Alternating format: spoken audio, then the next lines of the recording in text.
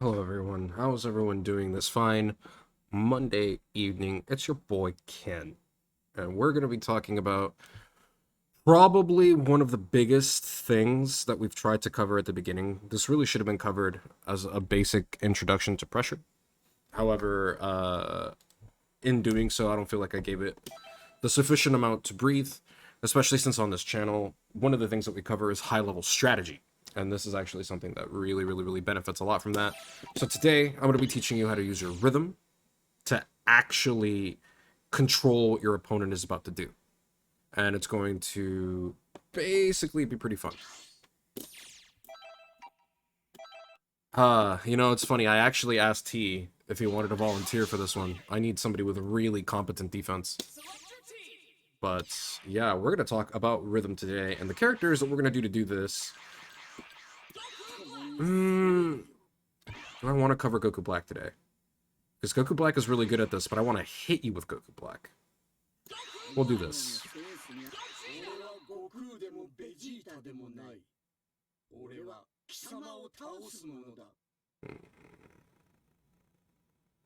who do I want to do? I could do him. He's pretty cool. Yeah, we'll do this. There you go. Don't worry, guys. This is not the eval team I'll hit you with, so you don't have to worry about that. We'll do color 11.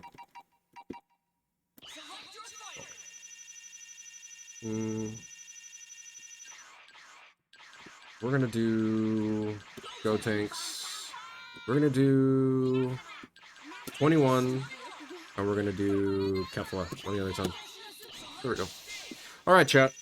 Here's the usual part of the chat. We are gonna give everyone some time.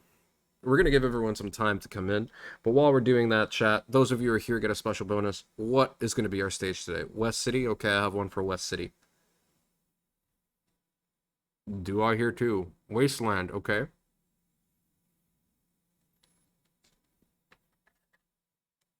West City destroyed. Okay. Islands. Oh dear. Is that your thing, Ryan? Are we doing West City? Is that the famous two that we need? All right. West City wins.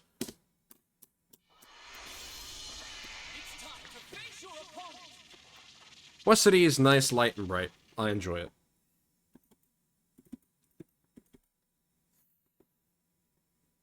All right. So as usual, while we wait for people to come in, and we'll give it like about, I don't know, 5 minutes. Do you guys have any questions you would like to ask? Or chat, potentially regarding this topic, pressure in general? Okay. Alright, 5. Not bad. Well, that's actually pretty bad, but... Okay, -5. Okay, -4. Nice. -4. Nice. Ooh. 6-frame jab? -4 jab? Really? Okay, that's what I thought. Nice. Nice. Nice.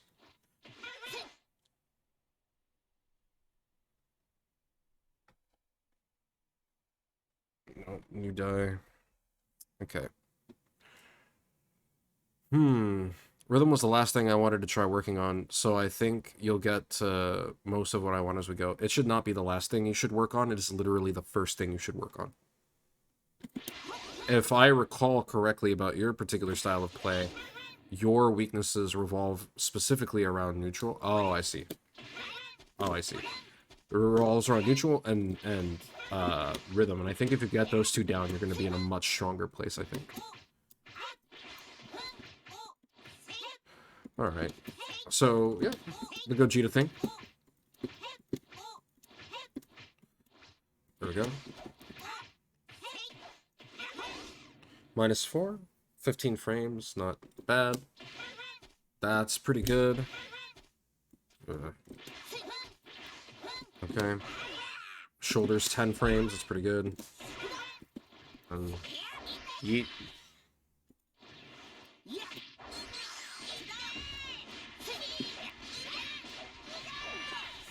Yeah.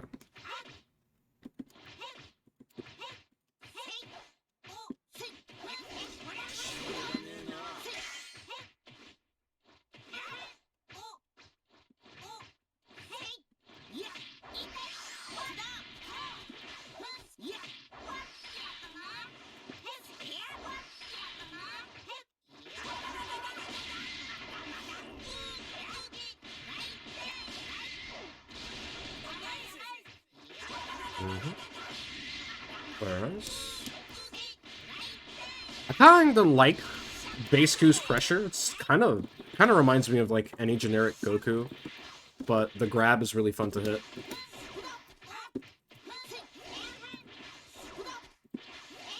Oop. And then of course you have the Pasaba. Really nice. All right. Anyone else? Do you guys have any questions that you would like to go over? Anything you would like me to review? Anything you might be fuzzy on?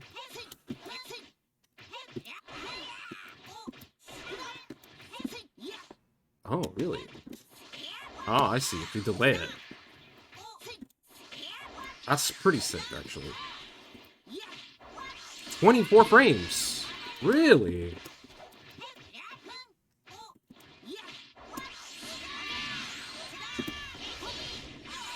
Outside. I appreciate you saying so, Saber. I hope you had a great day as well.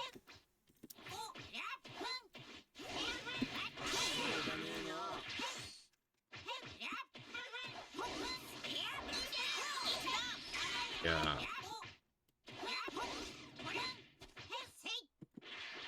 Woo. We're gonna have some fun today, guys, because this is actually one of my favorite things to talk about in fighting games, to be honest. I love any time we get to talk about strategy. Anytime we get to talk about strategy.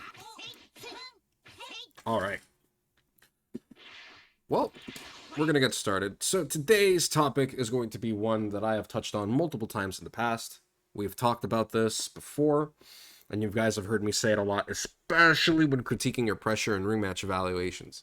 But today we're going to go over the topic extensively. We're going to get it out of the way, and I think it's going to be a very important topic because we're going to refer to this masterclass a lot as we move forward.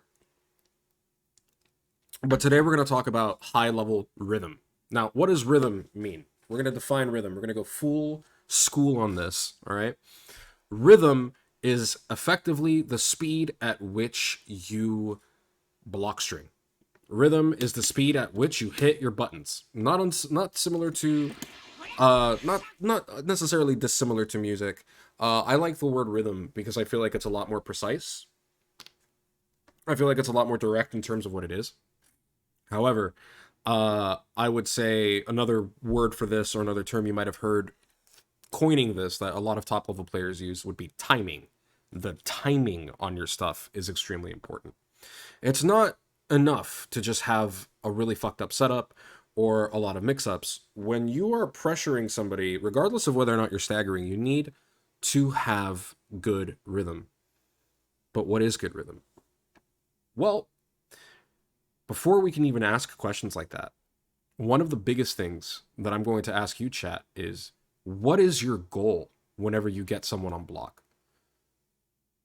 I want you to think about that. Think about the last match you guys have played against anybody. It could be anyone from my private Discord if you're a sub. It can be anything from, you know, if you guys played me recently. But when you guys actually get somebody to block, what is your intention? Okay? Let's assume that you are the team on the right. Let's say you have Gotenks, Kefla, and 21 on it. Okay? And you guys attack me right now. What is your goal? Thank you so much, Childish Hedino. Well, that's actually pretty funny. Thank you so much for the follow. Really, really appreciate it, my friend. And I hope you enjoy the content.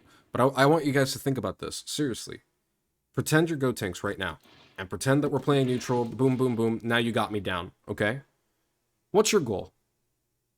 What do you guys do in your mind? What's the string that you guys do? Do you guys true string into an assist? Do you guys super dash plus assist? Okay, auto combo mix into frame trap pressure.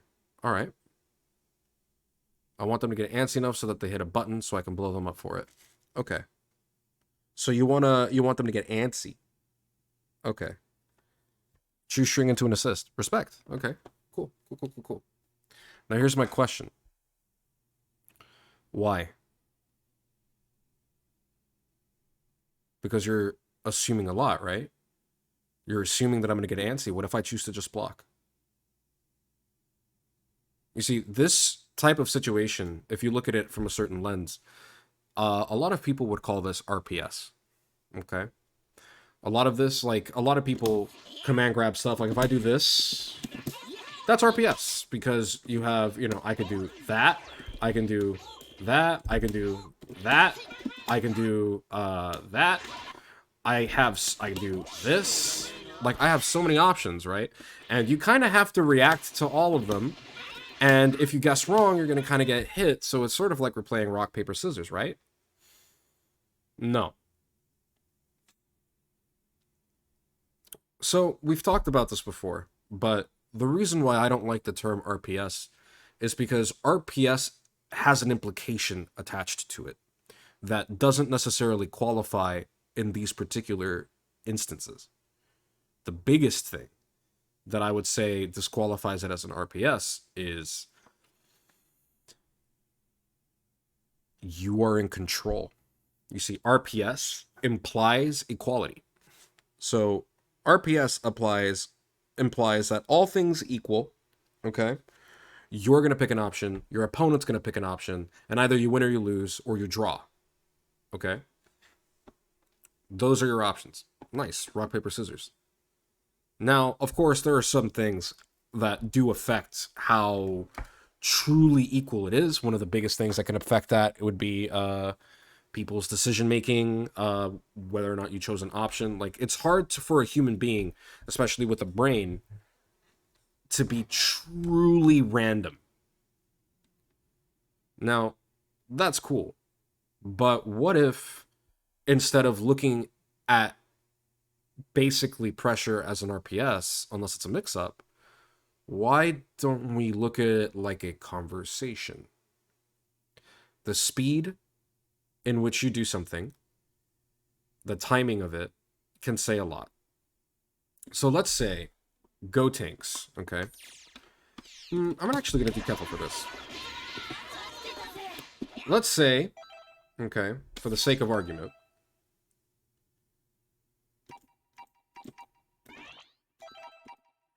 let's say for the sake of argument,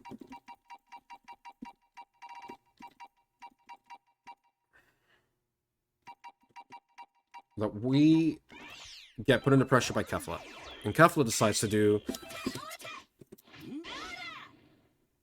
Okay.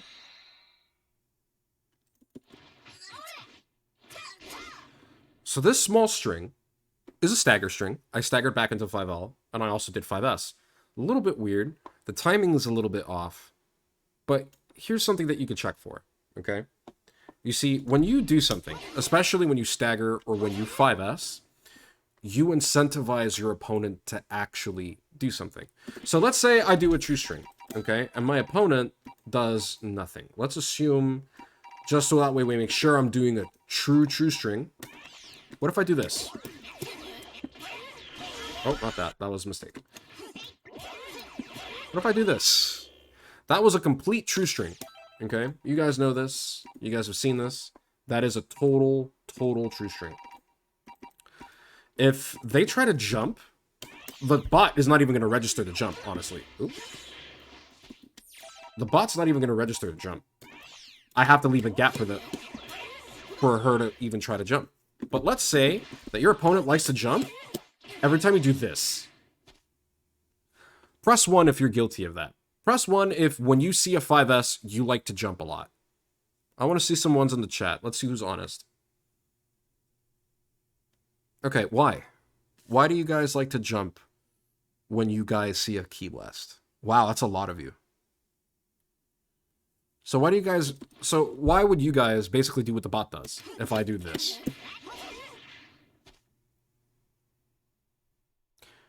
Is it the safest time to leave? The answer is no, because... Oops. Oh my god. It's really hard to do it with his timing. Let's do this. That was a natural frame trap. There we go. Oh wow, you randomly gave a sub to Harry? Hi Harry, I didn't even know you were in the chat. Point being, right? That is not the safest time to leave. Because if you're wrong, you get 2H'd. And depending on the character, that's death. Other characters can do 5H. I'm not really that familiar with Baseku's timing, since I did just throw him on for example. I actually don't play this character. But, oh, that's pain. I'm sorry, King. I appreciate the gift subs, man, but they're not working out for you right now. Oh, I appreciate it though, man. Thank you so much for supporting the stream. Guys, give a shout out to King. King is one of our newer subscribers, and I have actually not seen growth quite as quickly as I have with King, man. So shout outs to King. King really benefiting from what we do here at WTG. Anyway, the point being is that when you have like rhythm and whatnot, this is not the safest time to leave. There's an option that kills this. However, that option also loses to reflect. We've covered this when we did the Power of 5S Masterclass some odd months ago. However, the reason why this is particularly important right now is because it's not necessarily the situation it creates. It's a lot of you guys like to jump, as you guys admitted. So if you guys like to jump, I'm going to use this to bait a reaction out of you. So already, we're going to enter our number one kind of buzzword, but it's a thing that I do. There's a thing that I do really want to emphasize, because I think it's one of the most important things that we can actually take away from pressure. And basically, you see this a lot at high level, and that term is interaction. When you guys do a true string, especially a true string to an assist, I think one of you guys mentioned that that's what you would do to me if you had this team and we were playing a real match with this in this particular position. When you do that, you are removing all ability for me to interact. I only have one option: either block or don't. You know what I mean? There's nothing I can do. If I try to mash, I'm in block stun. I can't mash out of the block stun. I can't jump. I can guard cancel. There are some defensive maneuvers that I have. I can guard cancel. And guard cancel sometimes works, but I can also get 2H'd, so that's something I have to think about. And it also costs a bar and brings in another character, which, depending on my team, might hurt my development. But that's fine. I could guard cancel. I do have options. I'm not stuck there. I could also spark if I want to get out of the pressure. However, in terms of options that don't necessarily spend any of my resources, I don't actually have that much. However, what if I leave a gap? So what if I instead frame trap? Oops. Notice. There we go. So right there, Kefla got hit. She got hit because that's a frame trap. What that means is she exited block stun long enough to input something, but not quite fast enough to actually avoid getting hit. Like that. Now, jump usually has about frame 4 of pre-jump frames, and you can actually get hit within those 4 frames, like so. Now, of course, you can jump out, but here's the beautiful thing. Even if she jumps out, I can sometimes still jail her back down. So, already, we are beginning to wiggle out of options. So if I know that you like to jump a lot out of 5S, if I press 5S, and I know you like to jump a lot, I'm going to start doing this. And then if you start reflecting, I'm going to start doing this. And that's because 5S is one of the few areas in your pressure where even if you true string, your opponent still has the opportunity to interact with you. They still have the opportunity to actually, you know, they actually still have the opportunity to basically do something.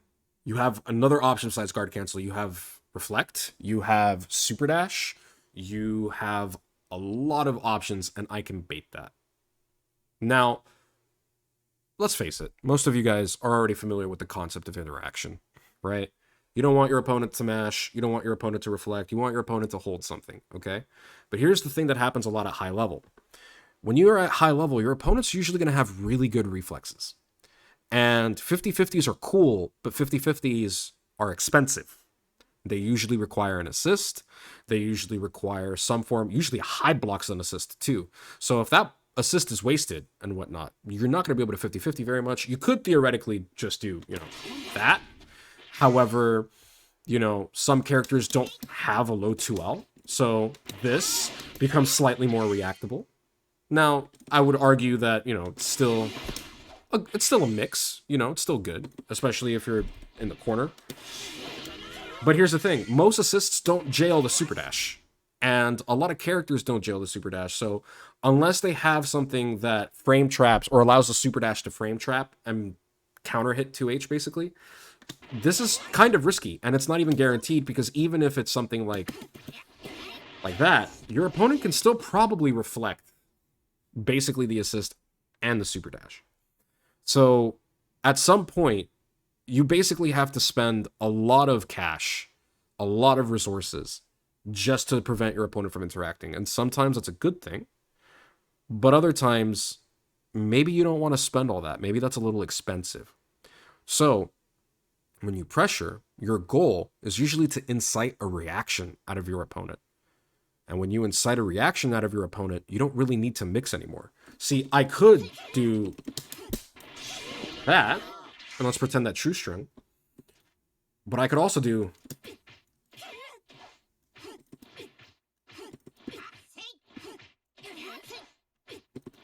that.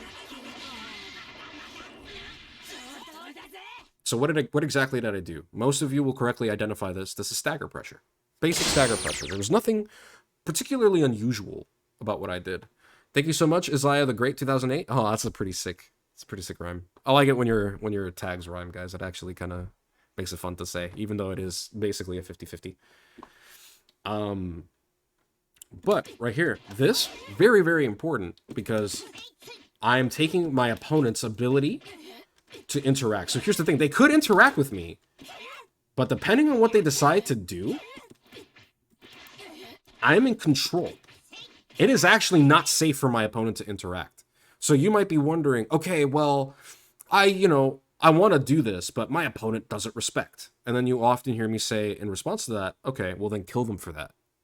This is what I mean.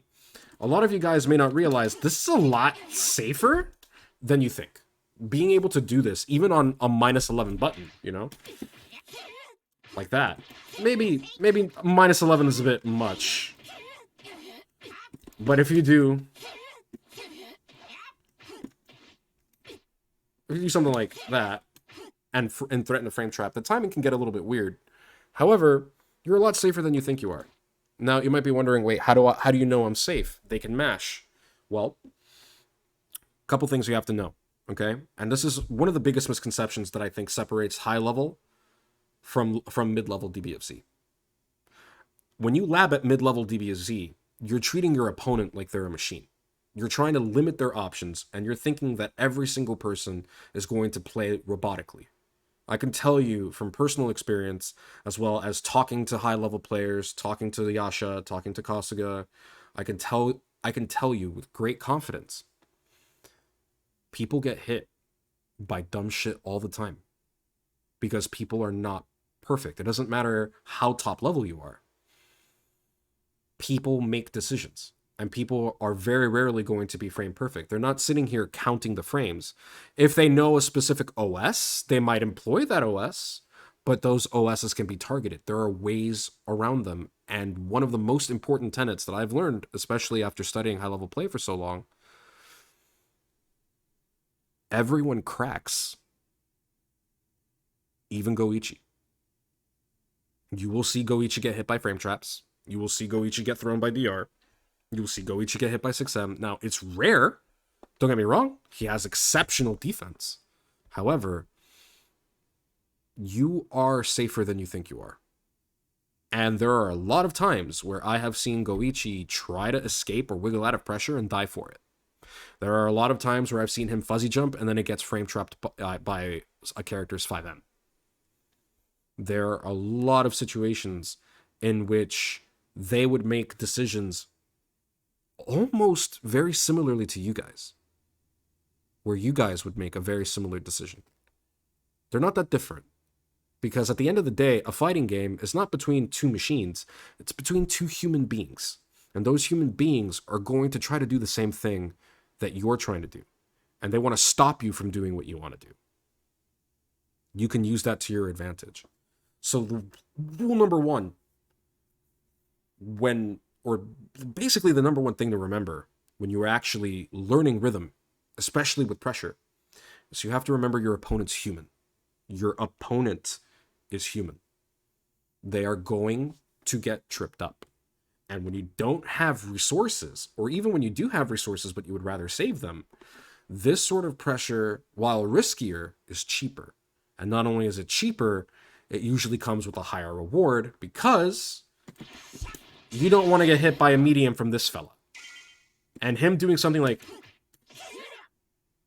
is going to hurt if you get hit by that 5M. If you get hit by that 5M, you are going to be in a lot of pain. You are losing about half your health bar, if not more. If they're optimal, if they're a character like Team Gohan, if they're a character like Blue Goku, you have a very, very real chance of dying. The second tenet to pay attention to is risk versus reward. Your opponent is going to make decisions based on your rhythm, but they're also going to make decisions based on risk and reward. I am very likely to block a lot of your pressure and not try to interact too much unless I feel that I am 100% justified in doing so. And when I do that, I'm usually evaluating things like my health, the amount of time remaining, the resources available to us, your resources, spark, and my character's defensive options. Otherwise, if I do this every single time I feel a gap, if I do this every time I feel a gap, I'm going to die. A lot more often than I'm going to succeed. Especially if my opponent has very competent pressure. So already, even though I have a defensive option that's meterless, it is very risky for me to use that. And I don't get a lot of reward off of it for interrupting them. Meanwhile, if I'm wrong, I'm going to die. If I'm wrong, they bait the DP, I am either going to spend 2 bars to somehow make myself safe, or I die. And that's a problem for me.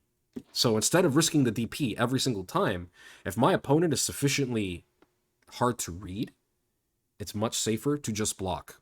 If you guys have seen me say just block, I don't mean, lol, just block every 6M, just tech every DR, bro. I don't mean it like that, guys. What I mean when I say just block, I mean pay attention to your opponent's rhythm. There's nothing scary there. Pay attention and just block. Stop trying to get out of it. Stop trying to wiggle. Stop mashing reflect. Stop being uncomfortable. Just sit down and breathe. Take a breath. Watch very, very carefully. Because no matter how good your stagger pressure is, I don't care if you're Wawa, you will find holes in it eventually. So you have to think about that. Just breathe. Just breathe. So that's what you do defending against good pressure. And the reason why it's always good to just block by default is because this particular type of pressure is meant to incite a reaction. I am trying to get you to interact with me. If I didn't want you to interact with me, I just do this. True string the entire time. Why would I ever do anything else? Because if I don't want you to interact with me, that is the best way for me to do it. However, if I want you to interact with me,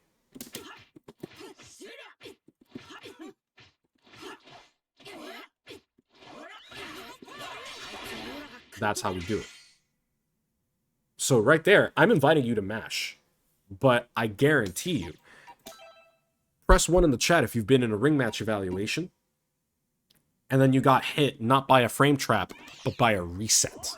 Meaning, instead of getting hit by this, that frame trap, you got hit by this.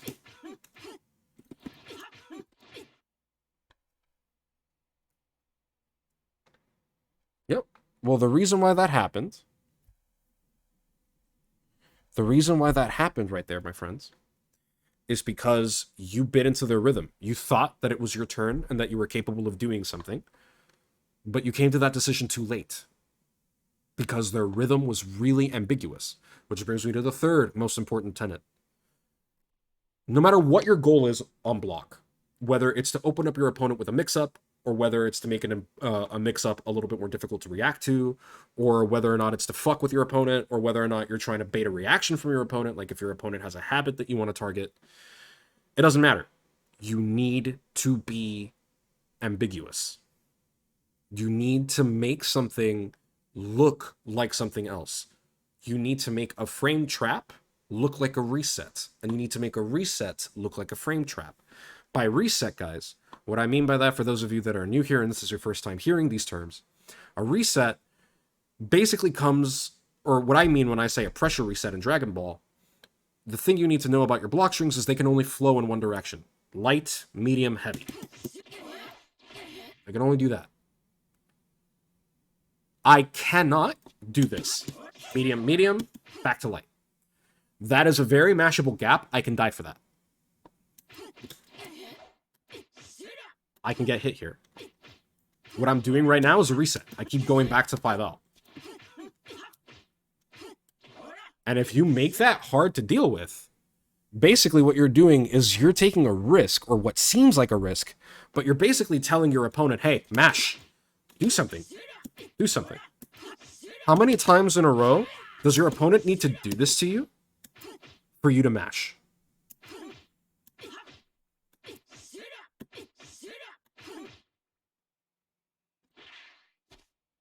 Because I'm just resetting over and over again. And I'm going to do this, actually, because this would be a lot cooler. We're going to go to Info Display, and we're going to turn off Command History. So that way you can't see what I'm doing. You'd rather reflect. So what if I do this? Or what if I do... Oops. And target the timing of the reflect. What if I do that? What if I do...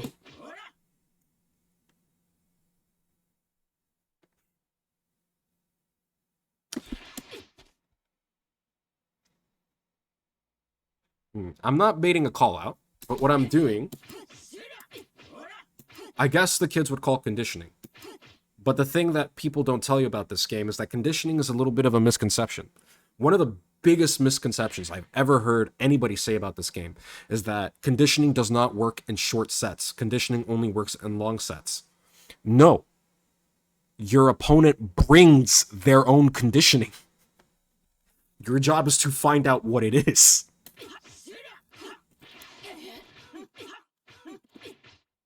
But yeah. So, that's a frame trap. That is a frame trap. So here, boom. Boom, boom, boom. So just doing this... Ooh, too early. That is really, really, really cool. But here's the thing. For me to frame trap, don't I have to do this? Wouldn't that be a little bit too obvious? Well, this is where we take a look at our frame trap timing. This is going to be how we discover our rhythm. Now, rhythm, in this particular case, refers to how fast or how slow you do something, and whether or not that thing frame traps or true strings. Now, basically, I'm going to demonstrate this with Goku. I'm going to show you what rhythm looks like. Fast. Oops. Ooh. That's fast, but what if I do this? Do you guys feel the difference in rhythm? What if I do this? Oops.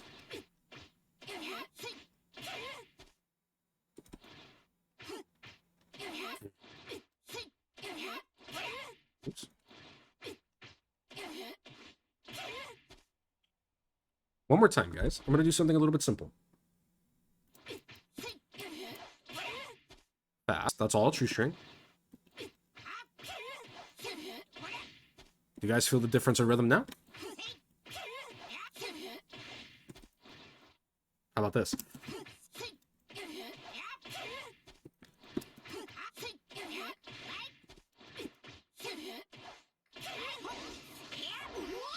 How many of you got hit by the grab?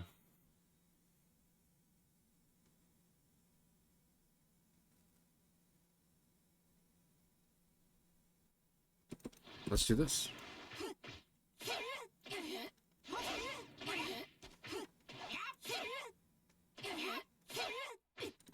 Now, what if I do this? That's pretty cool, right? That's a good rhythm. But what if I do this?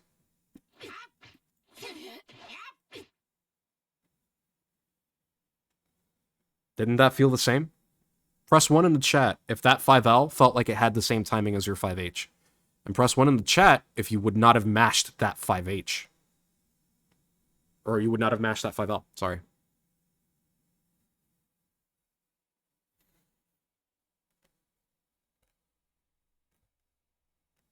So here's the thing that I have to tell you, all right? That 5-8, that 5L, I'm sorry, is mashable AF. So if I do... That is me mashing L as fast as I can. No matter how fast I mash,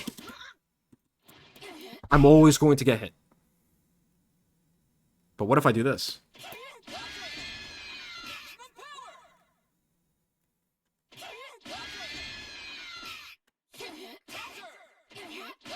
There we go.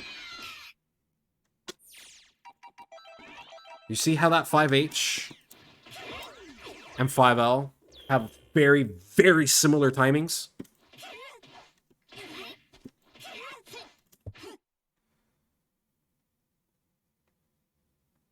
Now, you guys are starting to see the power of rhythm. My rhythm made that reset ambiguous. It is very, very, very hard to tell if I'm going to 5H or 5L. And if you're wrong, you're going to end up getting really, really, really, really hurt. It is not a fun situation for you. You guys are not going to have fun with that. You guys are going to get hit by a medium or a heavy starter. Now, what if I do this? Okay.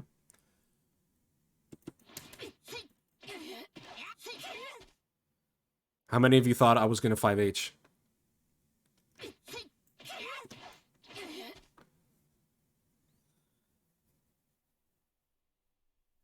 See? That 6M, for those of you that block 6M, that 6M is a lot more ambiguous. Even if you were to hit somebody that's very good at blocking 6Ms, even if they block it, I guarantee you, they didn't block it the same way they would block other stuff. What do I mean by that? Well, let's take a look at the rhythm, right? Let's go back to the original rhythm. Okay, cool. Cool, right? I want, in your head, I'm going to do that one more time. And I want you to kind of either clap it out loud if you can. If it's too loud for you guys, you know, just tick like, and kind of keep in mind your rhythm, okay? So 1, 2, 3, 4, 5. 1, 2, 3, 4, 5. 1, 2, 3, 4. Oops. 1, 2, 3, 4, 5. 1, 2, 3, 4, 5. 1, 2, 3, 4, 5. You feel that pause after 4? Press 1 in the chat if you felt that pause.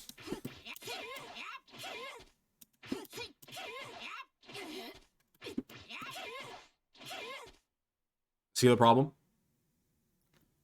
Here's something that a lot of people won't tell you, especially at the lower ranks. If your opponent blocks 6M or TextDR, if they don't have a lot of high-level experience, the probable cause and the reason why they're able to react to it is because your timing gave away your intentions. Because if you're true stringing,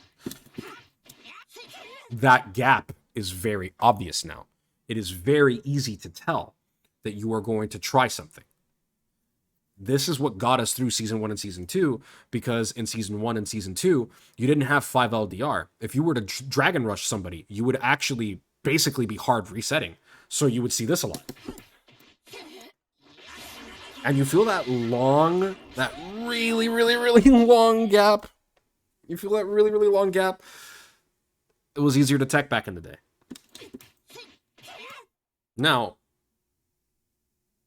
if you always know I'm going to 6M, based on my rhythm, what if I do this?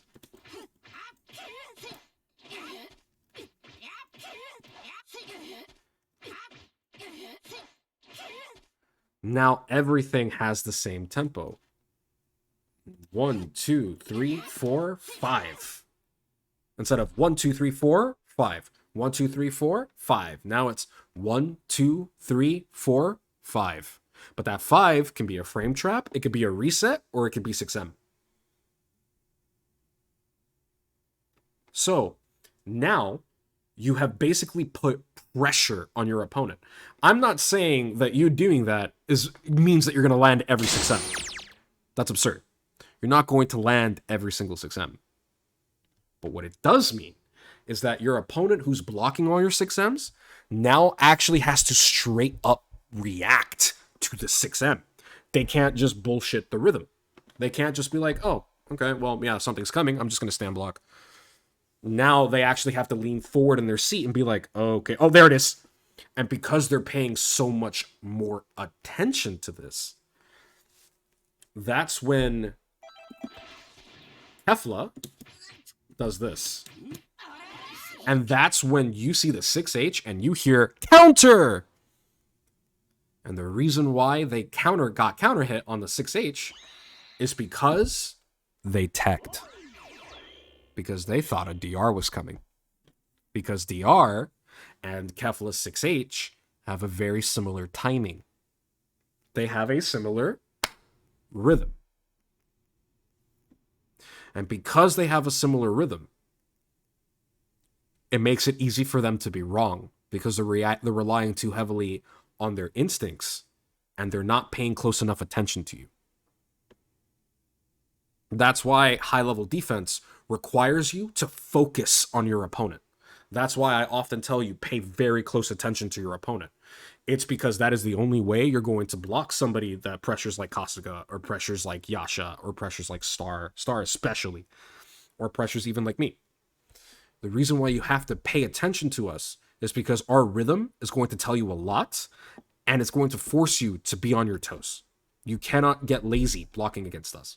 If you do, you're basically at risk for your lowest instincts. That's why a mix-up that a lot of you guys probably don't even realize, if you're brand new to the game or if you haven't seen this at high level, would be that.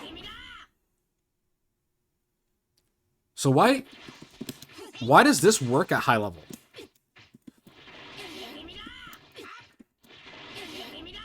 Why does this work at high level?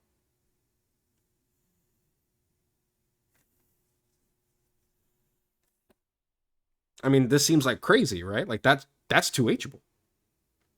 That's 2Hable. Why would you ever do something like that? Well, because they see you in the air and they think you're going for a cross-up.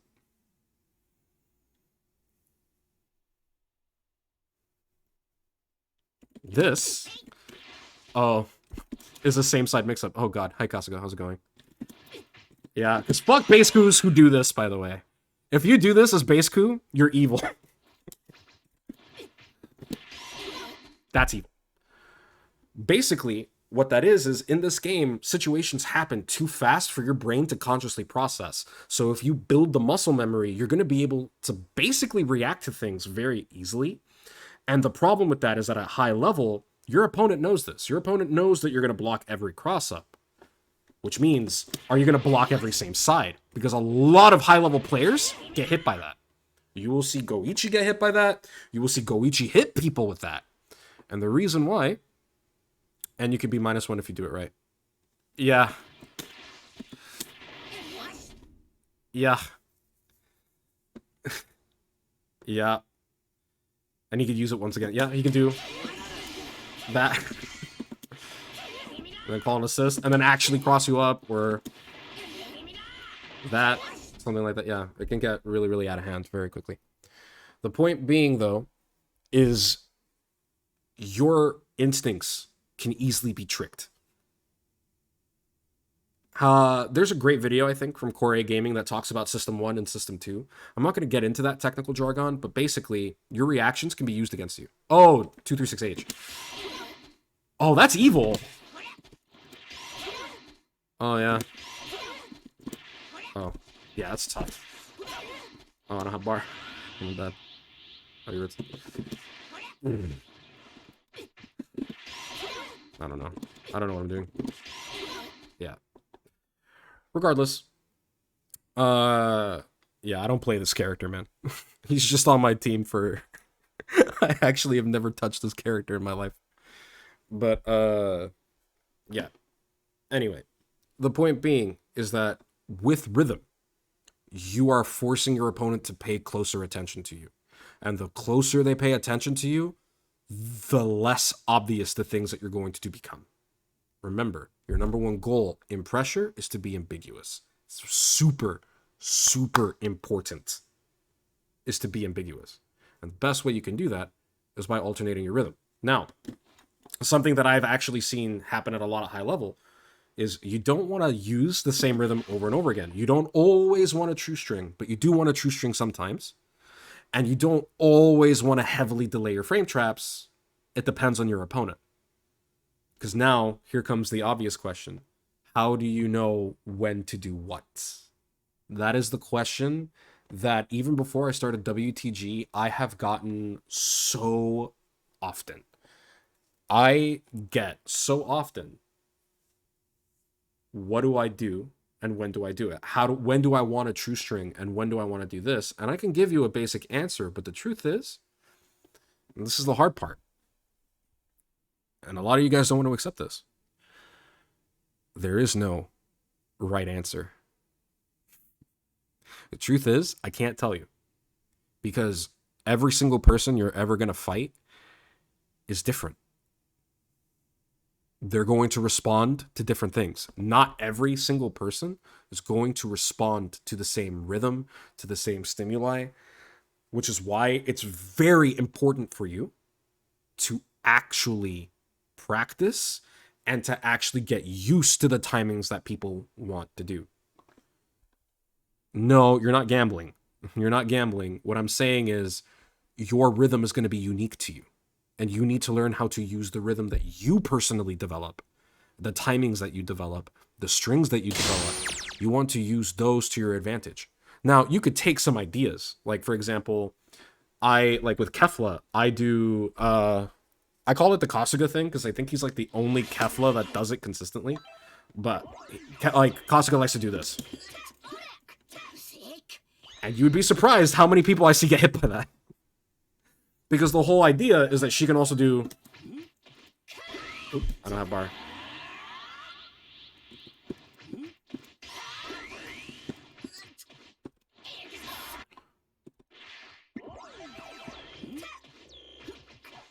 Stuff like that. The point is, she has a lot of options there. And I see Kasuga do that a lot. And it's very strong. But I don't really see anyone else playing Kefla doing that a lot. I don't see Nitro do that very often, if at all. I don't think I've ever seen Nitro do it. I'm not sure if he does. I think I've seen Kaiden do it maybe a couple of times, but not really. Like, I don't really see... Like, that particular type of pressure is very unique to Kasuga. I can often tell, even without the thing, who's playing when I see their pressure and I see their combos, and I'm like, yeah, that looks like Kasuga. Or, yeah, that looks like Kaiden. Or, yeah, that looks like Yasha. And I could tell because the way they pressure is very unique to them, and all of them work. Because something that I see Kaiden do that's unique to him is, well, not unique to him, but something that I see Kaiden do that's like big-brained would be...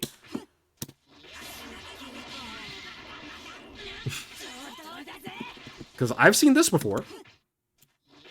I've never seen this before.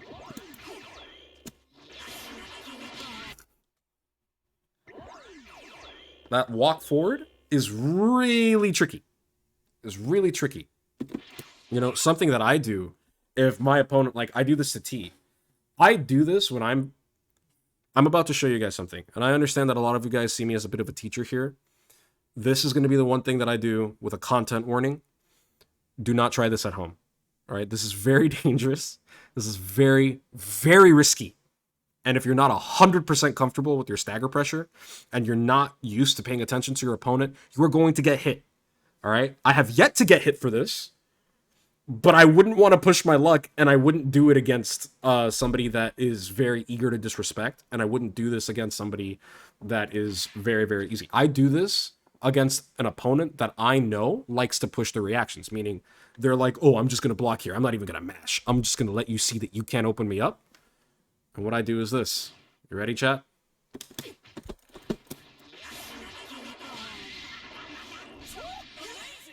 I do that.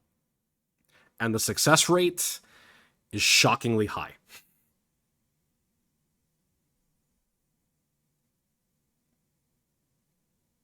Mm-hmm.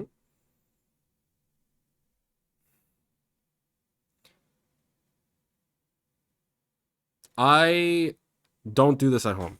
Like I said, this is something that I do. I wouldn't do it probably at high level unless my opponent was really respecting me and I really wanted to push the reactions. You can even do... I've seen Kaiden do this. Like, he does something similar where he just runs DRs.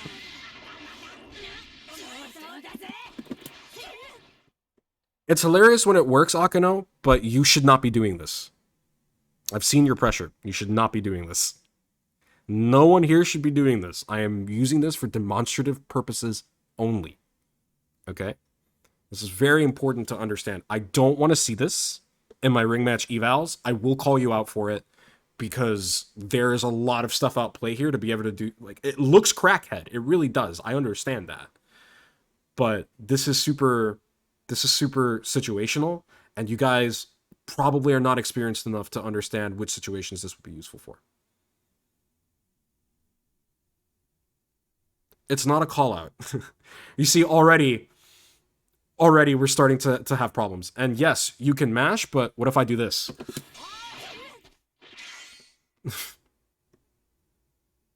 What if I do? See, it's not a call out. What it is it's basically it's abusing my opponent's respect. If I have conditioned my opponent, see? That's what it would look like in a real scenario. But at that point, I'm already really abusing my opponent's respect. I am going and targeting my opponent for basically allowing me to do that. Now, it only works once. They likely won't let me do it again. If they do, there's a problem. Especially because, you know, you can easily just do this. You can easily do that. Like, that's another safe situation to do it. Point being is there's a lot you can do here. But you have to make it ambiguous. That's a good way you can abuse your opponent's respect. But in order to be able to even do that in the first place, you need to have a sufficiently powerful and robust and flexible enough rhythm that will let you do that.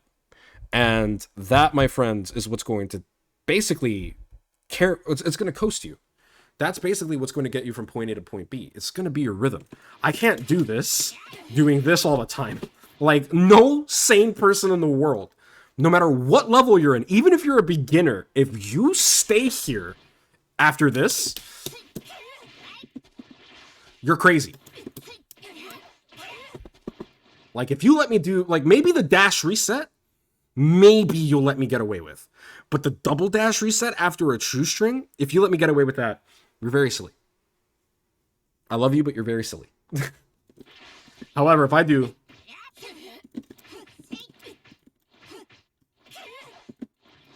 If I do that a lot, and then I suddenly do... that's a little bit different. Or if I do... that's a little bit different. Also, by the way, Kaiden does that, but here's the important thing that you guys may not see, and this is why I don't tell you guys to do it. Kaiden usually has barrier when he does that. So, he's usually abusing the respect that assist can get him, which is why I say, do not try these at home. These are for demonstrative purposes only. So, now we're going to talk about Goku Black. And this is why characters with very strong frame data and very strong rhythm are preferential. Because when people say Goku Black has no mix, press 1 if you were not expecting that 2H at the end.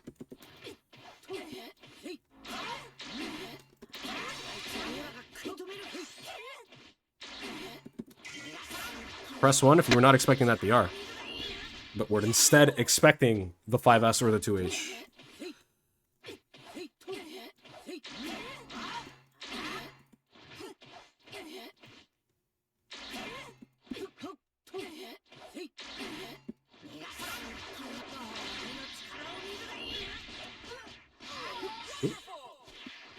Gotta practice my Goku Black.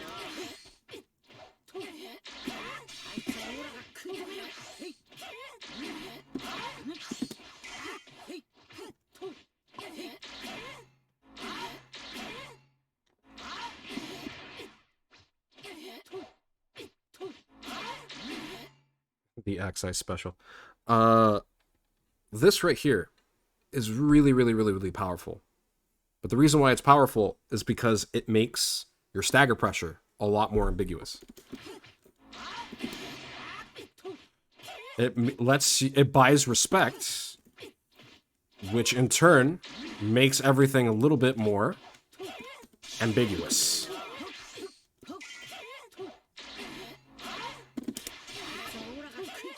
See? Once you have an ambiguous rhythm like that, a lot of people are going to press, because right here, what this string is targeting is it's going to target people who want to wiggle out of pressure. You want to get out of this. You don't want to hold this. And you're used to other characters just doing that, so you're like, okay, that's 5S, I can leave. Most people don't expect a button to be able to reach this far. No, Kasuga, please. Please, man. I'm teaching. But yes, Goku Black is trash. Don't play him. But I will be playing him tomorrow against you guys, so. This is what happens. When I don't have an angel trainee that's available, that is capable of evaluating people, I have to do evaluations myself. I'm not looking forward to tomorrow. But this character has very, very, very, very good rhythm.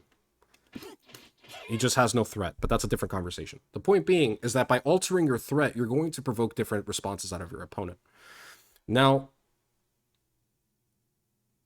oof. Okay, I only played him for 1 season, man. 2 seasons. Ooh. Kasuga, will you come and beat the shit out of us with Goku Black? Can you do that tomorrow or whenever? Can you come show us Goku Black?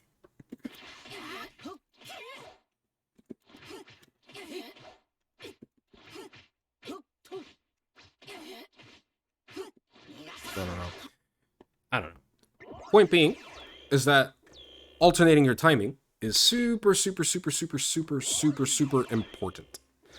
Alternating your timings and doing things with the same timing means that you not only become easy to predict, but that could actually lead to you dying. Now, what do I mean by that? Well, let's say I play somebody and they always do this, or they always do this.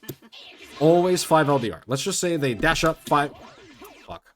Let's say they dash up... I hate this thing. Let's say they do this all the time. Like, literally every time. Okay? The smart thing to do the first couple of times, even at high level, would be... tech. That would be the smart thing to do. Obviously. Because you're reacting at that point. I'm looking for the DR, or I'm waiting, I'm seeing what my opponent does. But if you do that every single time, where before you've even gotten me to block, I'm saying, he's gonna DR. You'll see this happen.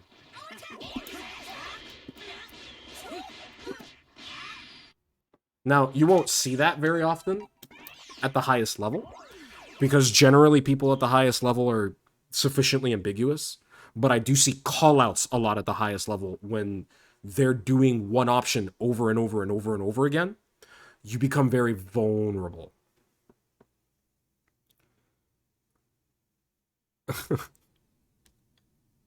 Oh no. Oh wow, you're streaming Visage, bro? Which hours though?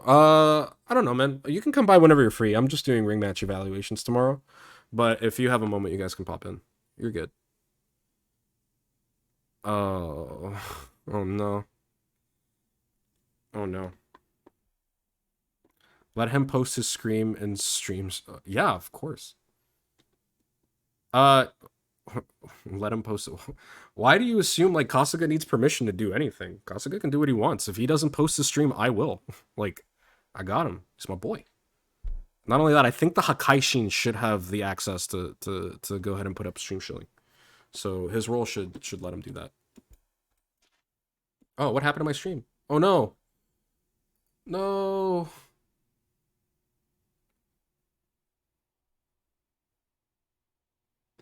Are we back? We cool? Okay, we cool. We cool. Sorry, it looked like my stream froze for a second. Anyway, point is, if your opponent does callouts like that, that's very easy. And those callouts become very likely if you have the same timing. If your timing gives it away. This, like, this is hard to tech. Don't get me wrong. A lot of people will get hit by that, even at high level. However, yeah, there's a thing in my Discord, Kasuga, called stream shilling. You can go ahead and post your stream there. Your role should allow you to do that. If it's not, just let me know and I'll fix that. But even at high level, if you're always doing this, you're gonna get called out. You're gonna die for it. They're gonna know a mix is coming. You have to keep it ambiguous. That's why sometimes you have to keep your options rotating as well. If you know your opponent is expecting something after 2M, that's when you do. Of course, dude, you don't need my permission to do it. Just do it. I got you, bro. You're fine. You can do whatever you want on my server. Just don't traumatize my students without me there. That's the only thing I ask. So once you have a rhythm that's very, very ambiguous and you make it very, very hard to tell, and you constantly shift up your rhythm, that's when things start getting interesting. So what if one time, for example, let's say we're playing, and let's say I play Vegeta, and one time I do, you know, let's say I do that, okay? And then the next time I do, and I do, and then one time maybe I'll even do. So I start fast, then I slow down. Sometimes I slow down, then I speed up. Like, what if I do? That's pretty cool. That's pretty fun. Show them the DR5. Oh, yeah. Okay.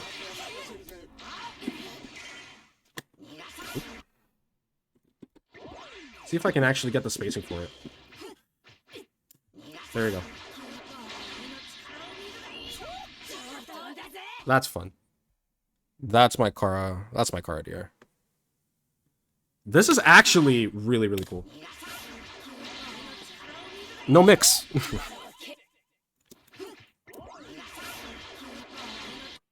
Yeah. And the reason why it's good is because most Goku Blacks will 5S there.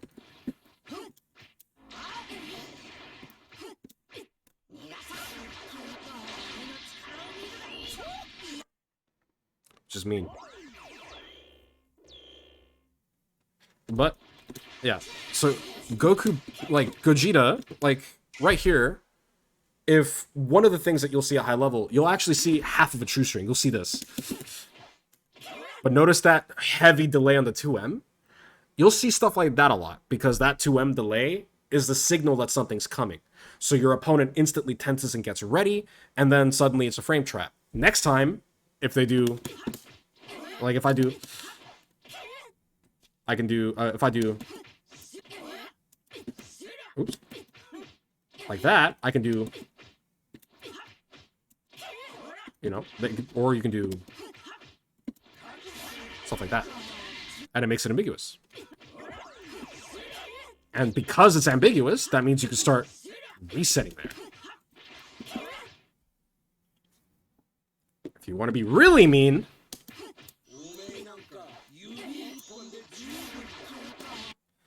Now, that's risky, but that's mean. And if you want to be really fucked up, like Kasuga levels of fucked up...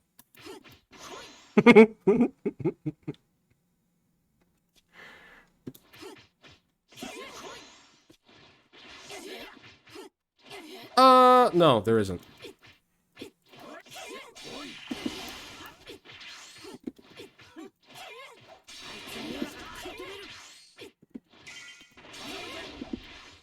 Okay.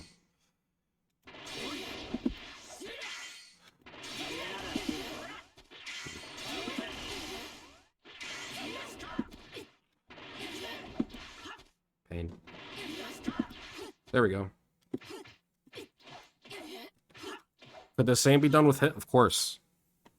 Of course. It can be done with every character to varying degrees. But the point is, keeping your rhythm ambiguous is very, very strong. Even if you guys are going to do a true string. Like, let's say you don't feel like staggering. Let's say you just true string into assist. The difference between this...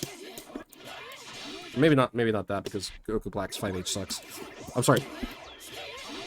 You know, maybe you do that, okay? But what if you do this?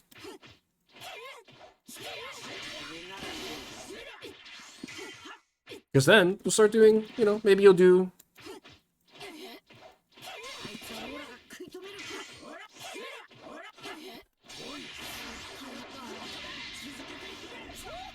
that was a little bit slow. But it has similar timing to this.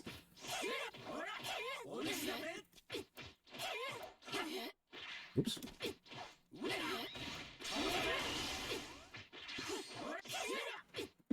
And playing with rhythm is very, very fun. So, basically, if you guys do this a lot, or if you guys have different rhythms, why don't you go practice your block strings and actually test out what rhythms feel weird? Like, how much respect can you buy?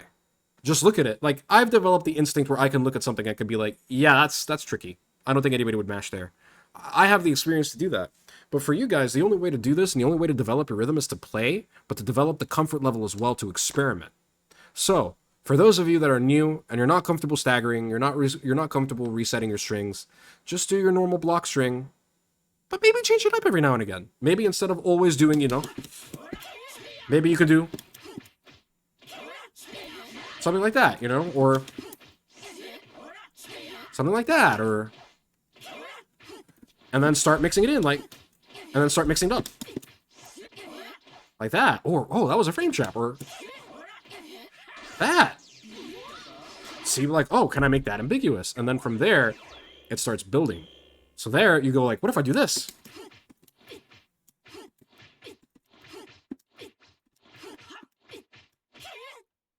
And that's how you develop the confidence to stagger. You just practice that, and then eventually, you start getting really creative with your timing.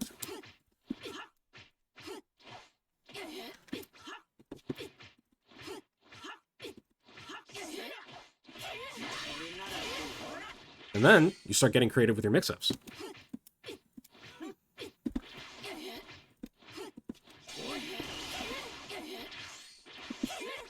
Well, you start getting really, really creative. And then they start respecting, because they don't know what's coming after. And then you start really abusing the respect by resetting on 2M, which I do pretty often, even though it's risky. And then you start bullying them.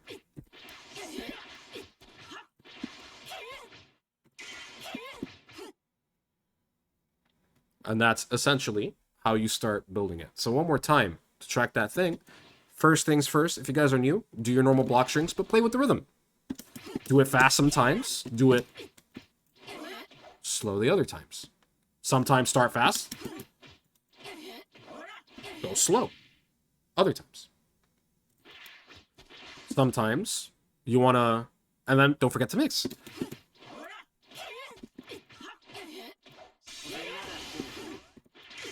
And then don't forget to buy the respect enough to reset. Oh. That frame trap, for example, if I do this, that frame trap feels similar to if I do this. If it feels similar to you, it will feel similar to your opponent. And not only that, but eventually you want to get comfortable rotating your options, constantly switching your rhythm. Because if you're constantly switching up your rhythm, constantly keeping it ambiguous, exploring your options, and folding new options in every chance you get, you're going to become harder and harder and harder to block and disrespect. And that's another thing. And I will leave you with this final piece of advice. Or not final, but it would be a piece of advice that I think you should really, really, really think about. If your opponent blocks your mix-up, like let's say my opponent blocks this. Let's say my opponent blocks that, okay? And I did it without an assist. Or better yet, I wish I had Kefla. Because I see this happen a lot. Let's say you do that a lot, okay? And let's say your 6H gets blocked. The most common reaction I see against low-level Keflas is that they stop doing that. just because it was blocked. Mm-mm. If it was blocked, keep doing it. Because this is mashable. You can die for this. Every time a Kefla does this, depending on the character that you're using, if she doesn't have an assist, you can get TOD'd for it if you're optimal. But why do we do it then if the risk is so high to us? It's because no human being is going to mash on it if we're smart. If we're not doing it that often, if we're mixing it up with our rhythm, if we're using other options that can't be mashed on or can kill you for mashing, we can make the situation too risky for the Gogeta or for the opponent to risk it. So most people are generally just going to block. If you block it, that is a good thing. Blocking it is super, super, super important. Because once you block it, you're in business. Because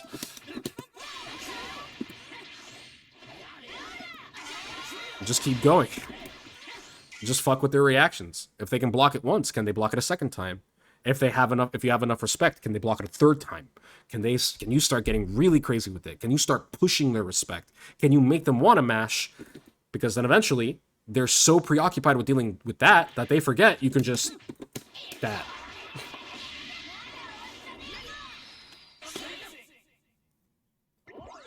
This is what a lot of pro players will refer to as mental stack, where you are beginning to overwhelm your opponent's capacity to deal with every single option you have at your arsenal.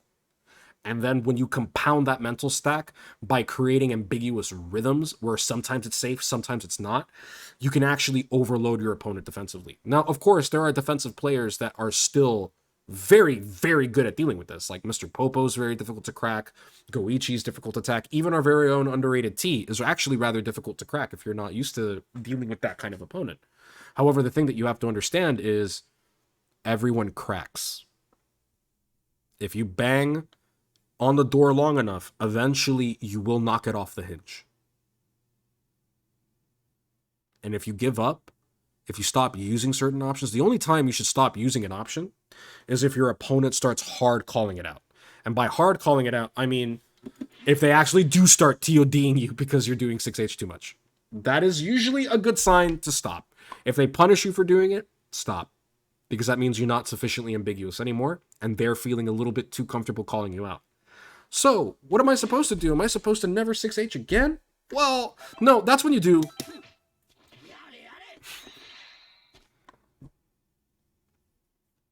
Because now you're abusing their sense of timing, and you're reminding them, no. If you're gonna mash, you're gonna react to my 6H. I'm not letting you get away with hitting me just because you felt the rhythm difference. Because if you do that again, I'm gonna TOD you. Basically. You start targeting the way they disrespect. That's the delicate dance that you end up having to do with these characters. And when your opponent is of a similar skill level to you, that's what you end up doing. You push their weakness. They do something, and then you try to target the thing that they do. Every single time they interact with you. If we go back to the beginning, I said pressure's like a conversation. Like, there are times where I'll have an opponent that's mashing on me because I'm doing the same string too much, and they're trying to call me out, and then I'll end up 2M'ing the call out because I use the rhythm because I know they want to call me out. So I'll do like something like that, and then they get hit because they thought that I was going to reset. And now, the next time that I do that, you bet your sweet pippy they're blocking. And that's how you can control the back and forth. And that's one of the reasons why I don't like the analogy rock, paper, scissors very much for this particular type of interaction. I do think it's accurate in this game, but I don't think in basic pressure and stagger pressure it necessarily applies. And the reason why I don't think it applies is because the situation's not equal. You may be minus, but that doesn't necessarily mean it's not your turn because of the way the chaining system of normals works on block. So when you have a situation like that, You're in control of how your opponent gets to react. You're in control of when your opponent gets to react. So it's like, yeah, we're gonna play rock, paper, scissors, but I get to decide, first of all, whether or not rock is even an option, and second of all, I get to decide when you get to play rock, because if you play rock at any other time, I'm going to literally rip off your fingers. It's basically like that. It's like, okay, well, this game doesn't really feel very fair anymore. Maybe I don't want to play. And that is basically what your goal is with rhythm. Let me see. Now, the final thing that I'll tell you is, how do you find your timings? What is a true frame trap timing? So what I like to do, I like to discover what my frame traps are by testing them on mashing, testing them on vanish, and testing them on jump. You don't have to do vanish and jump. They're kind of the same thing. If you can frame trap one, you'll frame trap the other. But you do want to test against mashing, because that is 9 times out of 10 going to be the most common response to what you do. So every character has a different timing. For example, that was a bit too low. Oh, that was... Okay, so if they mash frame perfectly, I don't really have that much time. It's hard to describe, but you kind of have to feel it out. There we go. That was a proper frame trap. But then you have characters like Vegeta that can do this. Oops. You felt that long-ass pause? You felt that long-ass pause. That pause is long enough for you to buy respect onto him. Oops. Oops. Oops. I'm gonna do that. They get hit by 5M. So what if we do this? That's a good frame trap. That is a heavy delay. So what if I do? Okay, that frame traps. That frame traps. That clashes. That frame traps. Okay. That's a frame trap. That was kind of funny. And that's what you want to practice against. Now, does this mean you need to perfectly time your frame traps every single time? No. Oh my gosh, somebody actually did something and I forgot to read it out. Thank you so much for the follow, Mulgara SB. Really, really appreciate it. So, you might be wondering, okay, so what the hell are we supposed to do then? Like, you might be wondering, all right, cool, I have my rhythm, but, like, are they always going to mash frame perfectly? No. Human beings are not always going to mash frame perfectly. They're not always going to be optimal. They're not counting the frames. They are not literally looking at the frames and said, yes, I had literally 3.5 frames that I could have met. No one's doing that, okay? Literally no one's doing that. So what you want to do is you just want to get familiar with your timing so that way you have them. You know what's a true frame trap. Like, I know that, for example, without even having the thing on, is a true frame trap. Because I know the timing. See? Oops. See? I know the timing. And because I know the timing, that's going to let me abuse it, because I can do this. And because I know my opponent is not really going to mash, that's what's going to help me do it. This is where a lot of my students tend to get lost, because they're like, okay, well, I'm looking at this frame trap timing, and I'm setting it to perfectly do this. It's like, listen, it's good to learn your timings, but it's not a math problem, okay? Dragon Ball FighterZ, fighting games in general, is not a math problem. It's a human problem. The problem is not when the bot... Your issue is not when your opponent can mash. It is when your opponent will mash. That's the difference. Kefla can technically mash this every time. You know, she's gonna mash... That's a frame perfect thing, okay? If I'm slightly later... Oops. I'm gonna get hit. But most people are usually a little bit later than that, which is why you get away with that. She just got hit by a reset. If you've ever been hit by a reset, that's why. See? And all you had to be was 7 frames late for that to happen. Now, here's the thing. Can you tell the difference between a reset and a frame trap inside 7 frames?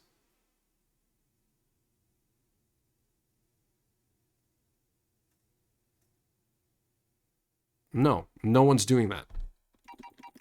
So what's important is that you guys develop a feel for your opponent's rhythm, you guys study rhythm, and you guys practice your rhythm.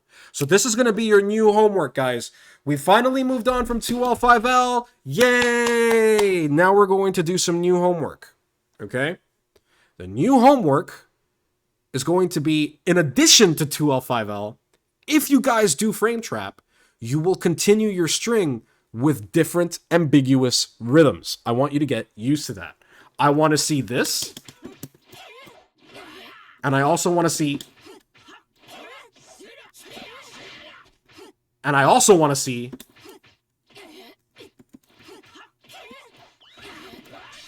I want to see stuff like that. I want to see you guys actually begin to form the basis of terrifying pressure. Because you guys 2L5L, like that. Like, you guys do 2L5L and then you frame trap 2L5L 6M. Like, yes, they get that. Now, can you make that 2L5L ambiguous? Can you do... That's what I want to see. I want to see that. I want to see that. I want to see...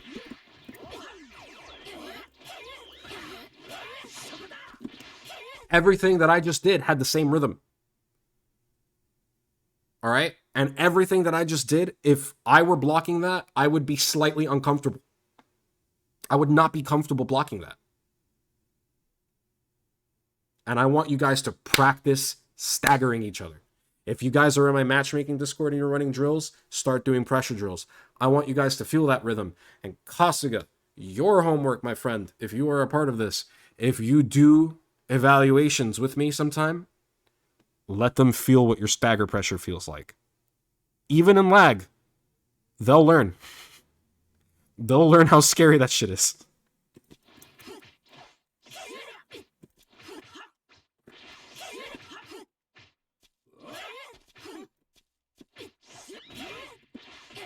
Now, that was a relatively short masterclass. Do we have any questions? I will post the homework in the Discord for my subscribers, which reminds me, guys, if you guys are watching this and you are following, please consider subscribing or consider donating. It really does help us out when you guys do this. It does help out the stream. We do improve, and the money does get reimbursed into the stream, and it helps keep the stream alive, and it allows me to free up my schedule so that way I can continue doing more content like this. If you guys do stream, the tiers are in the description. But basically, you get access to the Discord where you get access to me and Star. We will answer all of your questions, and you get access to the community where you have people to practice with, and you can actually apply and practice applying the concepts in a place that's not ranked, which in my opinion is worth it. So, if you guys can and you're feeling generous, please consider donating. It really, really does help the stream. Or please consider subbing. That also especially helps the stream. And we get to work one-on-one together. Why? Why? Yo, the Flunders with a freaking Prime sub. I really appreciate it, man. Thank you so much. I will make sure that you attain the power of the gods. Thank you so much for the sub, Flunders. We look forward to seeing you in the Discord. Anyway, yo, we made our daily sub goal. Thank you, guys. That was actually kind of amazing. I'm very, very happy that we hit that. Now I have a question for you guys. Do you guys have, or rather, not a question. That escalated quickly. But do you guys have any questions for me that you would like answered? Is there anything that maybe you're a little bit fuzzy on, or maybe I didn't explain as well as I could? There are no dumb questions, guys. There are no dumb questions.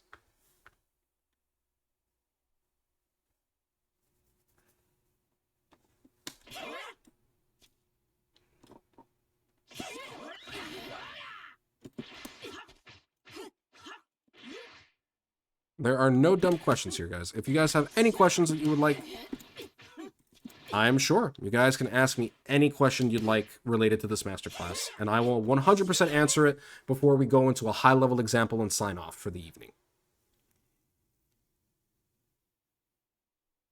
What are fuzzies and how do they fit into rhythm? You don't have to worry about fuzzies that much. The reason why you don't have to worry about fuzzies too much is because the ability to do fuzzies was sort of removed in Season 3, and actually setting them up is rather difficult. If you're playing Vegeta 4, Basically, the hardest part is not necessarily the fuzzy itself. It is setting up the fuzzy without getting too aged. So if you do this, if you do this, oops. Yeah, it's really hard to even set it up. So something like that. The hardest part is literally getting the setup. That is the biggest thing. And that is the only time rhythm really factors into fuzzies. But fuzzies, I could explain it, but unfortunately that's a rather difficult thing to talk about. And it's not something that you'll find very useful. But basically fuzzies are when you are basically forced into a visual animation that's tricky. Like, for example, if you get hit low and you're in block stun, even if you input stand block, your opponent will not immediately change their stance. So if you get hit high, like an overhead, even if she's low, like let's do this. I can actually demonstrate it. Like let's say she's crouching. So see how she's forced to stand? That right there is a fuzzy. Because I could also that. And it's visually ambiguous. So that way, this is what happens if you've ever, like, okay, I blocked high, then you started crouch blocking, but then you see your opponent get hit high. That's more or less what we're talking about when we mean fuzzies as far as Gogeta 4 goes. If you mean the other kinds of fuzzies, which were prominent, which were, I guess, operated on the same principle, but they were applied very differently, that's a lot of, it's very technical. You don't need to know that right now. All right, I kind of have an opinion-based question for you. Okay. So do you use different timings for the same combo ever? You don't want to use different timings for the same combo. The time where I will stagger my combos, for example, would be if I need additional corner carry. Or if I have a specific delay that I'm timing for. So if I do... Oops, you see? It can get really tricky. I would not apply rhythm to combos necessarily. However, you can do that if you want to get additional corner carry on a combo. If you mean a block string, yes, I always use different rhythms on my block strings. The most common rhythm that I'll do that you guys will face is I'll true string, and then I'll slow down.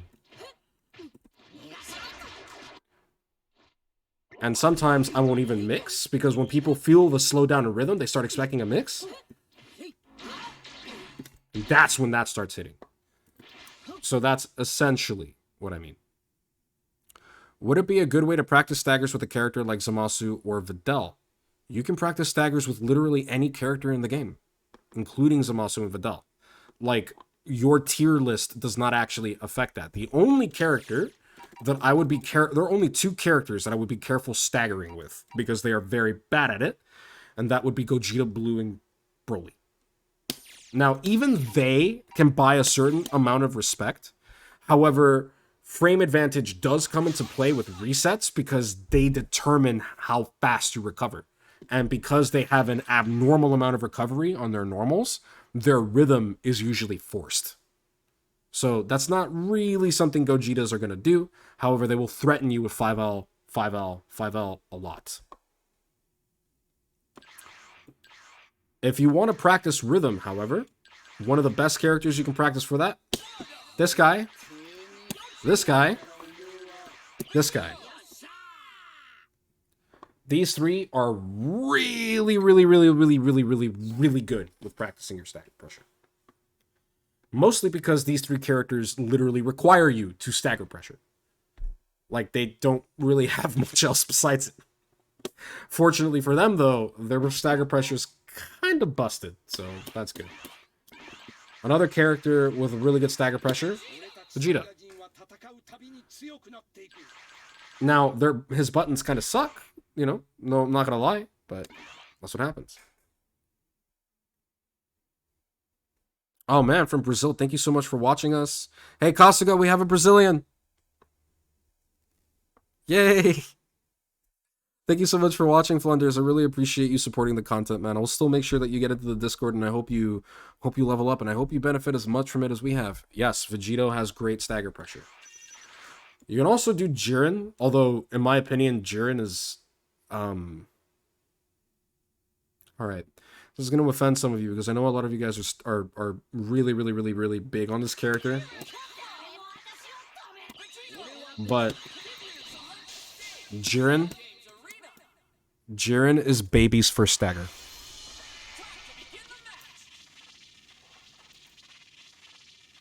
It's baby's first stagger.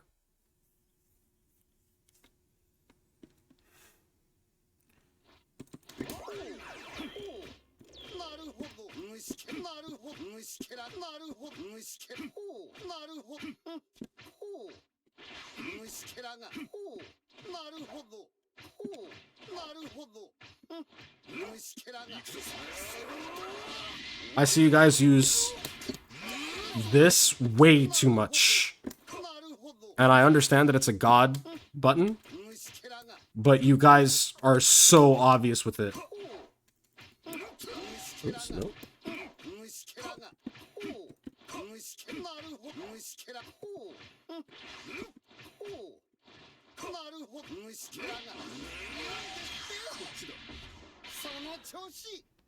Baby's first stagger hits like a truck though, so we take those.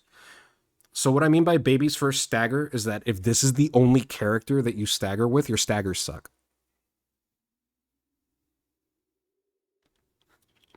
Like, literally anybody can do this. Like, this is not that complicated. And once again, just because your character has this 2L doesn't necessarily mean that he's exempt from the rules that we talked about today. The rules that we talked about today are really, really, really important because that's how you maximize your Jiren. You don't want to constantly do this. You want to threaten this. It's one thing to do this or this.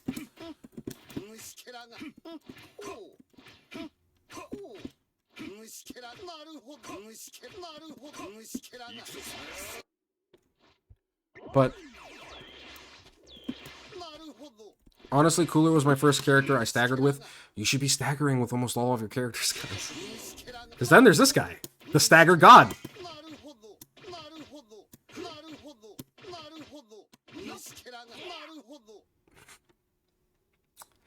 And this is all you need.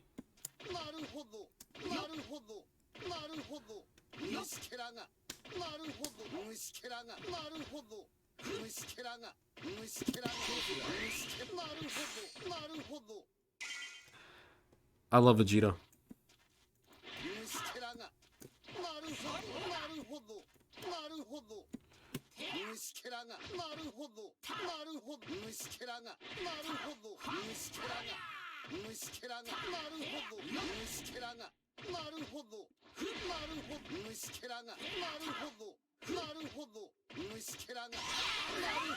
Baby's first stagger, guys.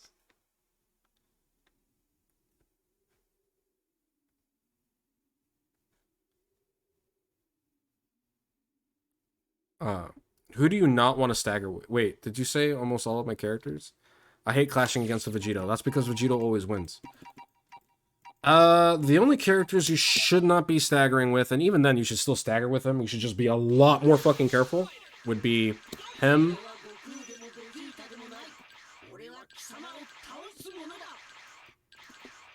And him. These characters you should not want to stagger with. These characters have really bad frame. These characters have really bad frame. I guess also 16 to an extent as well. These characters, you generally don't want to do it. It's not that great. But again, if you can get away with it, if you can buy respect and you apply the principles of rhythm, you could still get away with it. It's just a lot riskier than. Why would Hit have a problem staggering? Hit is literally nothing but staggers.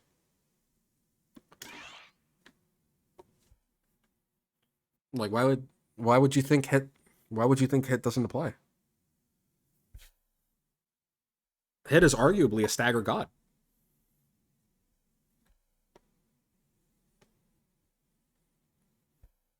Oh, yeah. And this guy. Be very careful staggering with this guy. That's all I gotta say. Be very, very careful with that. Generally speaking, guys, if you do stagger, you want to be able to take risks, but remember, the idea is to alternate between risky pressure and unsafe pressure. If your character's pressure is always unsafe, that means you are always taking a risk. There is no, oh my god, I do this and I condition respect because haha, this is safe. It's, if I mash, this is probably gonna win.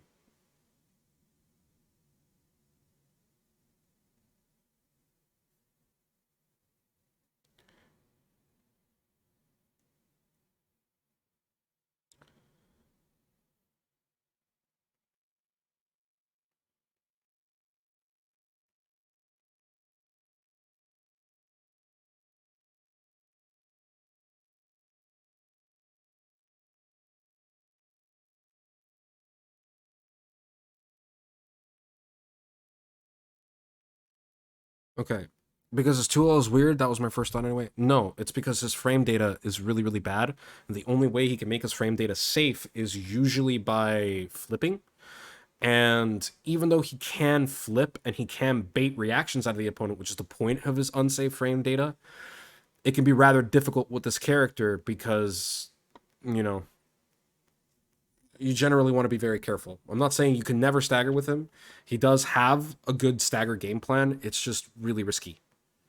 It's a lot of risk. And if you're learning how to stagger, it's generally not a great character to learn how to stagger with. I mean, with hit, you can just do 2-1-4S after most things and press 5M to get back in. You could, yeah. But hits stagger pressure is really good. Oh, and another stagger god.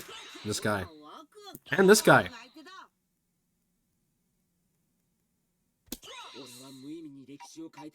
I'm not gonna lie. If I ever saw Wawa play this team again and made this his main team, I would be so happy. This team seems so strong in a lot of ways. But yeah. A Gohan, stagger god. Bluku, stagger god. This guy, stagger god. This guy, stagger god. This guy, used to be a stagger god. Baby's first stagger god. Stagger god. Really good at staggering. Really good at staggering. Don't do it. This guy. Not a stagger god, but he's still an asshole anyway. He's an asshole for different reasons. Which, by the way, let's talk about him for a second before we actually cap off.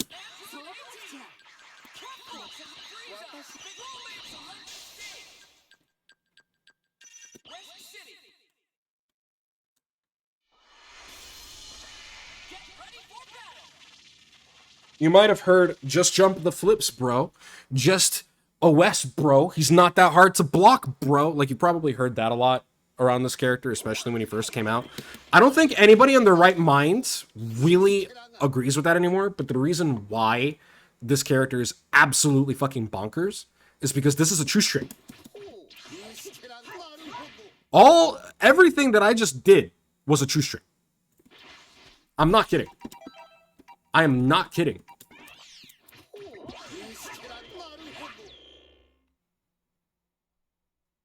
Versus... Actually, let me do it with this. Oop. You feel that difference in rhythm? This character has so much fucking block stun on every normal that it's hard to tell what's a true string and what's a frame trap.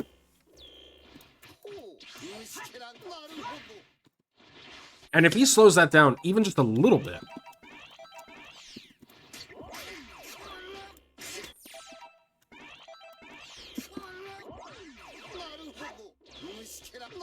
you see how ambiguous that 6M is? Boom, mix. Mix.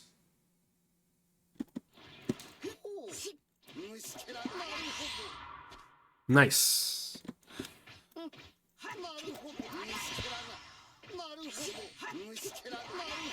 Oops. No, I need bar. I'm trying to do something. Let's see if I remember how to do it.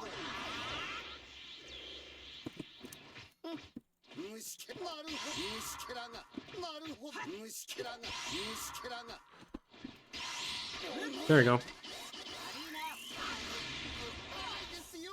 I hate this character so much.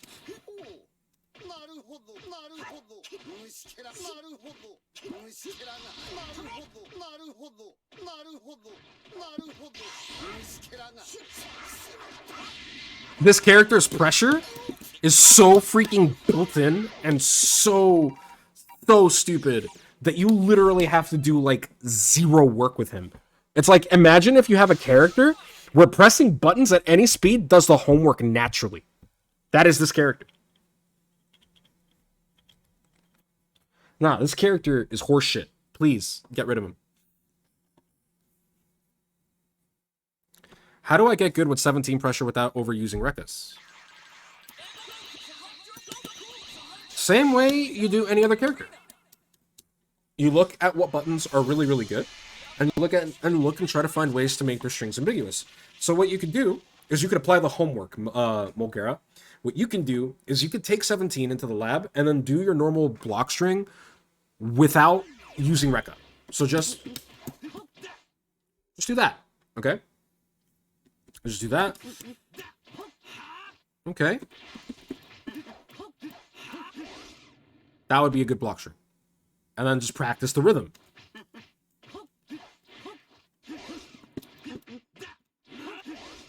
See? Start making it ambiguous. And then from there, once you start getting used to your timings, that's when you start mixing in other stuff. And that's when you start mixing in Rekka. See? You can even do that, which is really, really good, because most people attack with a button. And you go behind them. It's a really good way. There we go. Good rhythm. And then... boom. So then, they're like, oh, is he going to Rekka? No, he's going to DR. So what you want to do, find a block string that doesn't use Rekka, practice it, and practice varying the rhythm. Start fast, do your normal block string timing, and then from there, try to find ways to slow down. A little slower. Very slow. And then from there, mix it up. You can even do...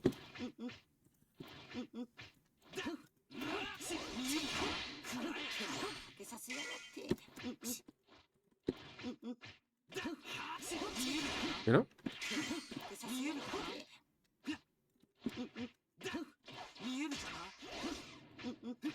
Then you can do the feint. Do that. This character is fairly hard to block.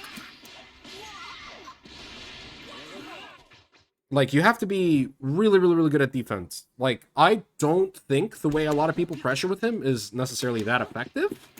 But I do think this character has stuff about him that's actually rather difficult to block.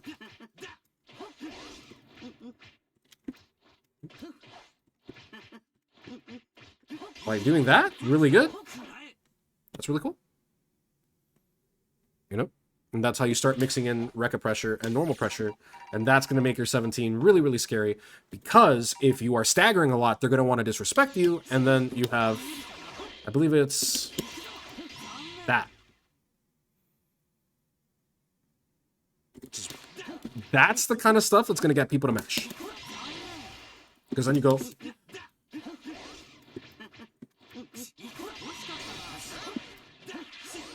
and a lot of people are going to get hit by that. A lot of people are going to try to tech the barrier.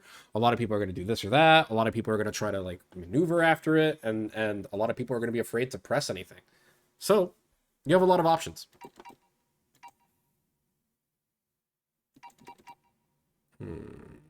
And if you're a 17 main, learn basic pressure. That is something that every 17 main needs to know. If you are going to play 17, if you're going to main 17, if you're going to pollute my chat with 17 talk every 5 seconds, please know how to stagger. I'm begging you. because if you don't know how to stagger, I don't think you realize how expendable this character's tools are, because if your opponent has even mildly good reactions like T, they will block literally everything you do except for the most absolutely cursed shit, and even then, they still might block it on accident. If you stagger, you will take this character so much further and get him so much more respect than he currently has. But the fact that I never see 17 mains at mid-level ever stagger because they think that his Rekkas are an acceptable replacement for it, they are not. You need to stagger. Get over it. So learn how. It's not hard, I promise. I have many masterclasses that will teach you how to do it, and you can apply them all to 17. Please. I'm begging you. I'm begging you. I'm tired of 17 mains who turn this character into a math problem. It's not that hard. Just be tricky. Look, just be tricky. Look, just be tricky. Just be tricky. It's fine. Just you can do this, I promise. But that is going to be it for the masterclass. So, how do we see this applied at high level? Well, I'm glad you asked, absolutely no one. We're going to watch a VOD. So, I started watching this VOD before you guys, and we're not going to watch it for very long. This, very simple, okay? But you're going to see Goichi play and take a look at his rhythm. All right. So right here, backdash, really nice. Tries to jump, gets caught by 5L.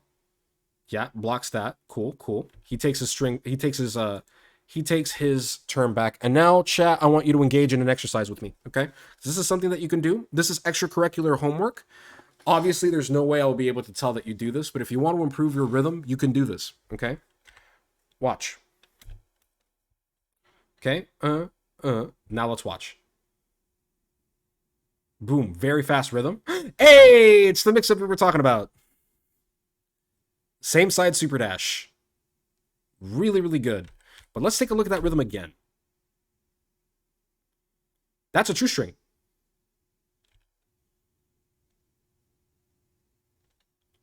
That's a true string. Excellent. So, what can we do here? What I want you guys to do, clap or, hum along to the rhythm, just so you get used to feeling it.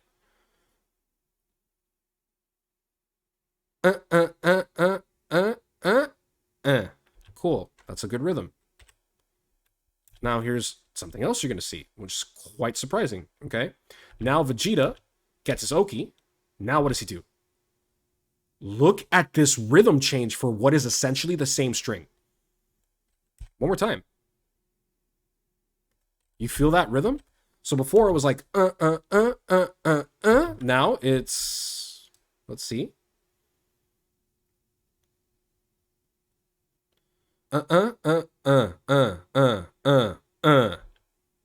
See how much more even tempoed and measured that rhythm is? It's completely different from the string that he did before, even though he did basically the same string. And the reason why Goichi did that is because, unlike the first string, he went for a mix-up. And that mix-up was a lot harder to react to. Now, I'm not convinced his opponent would have actually blocked that either way, to be completely honest with you. But that is how you would get that to have a higher percentage of landing.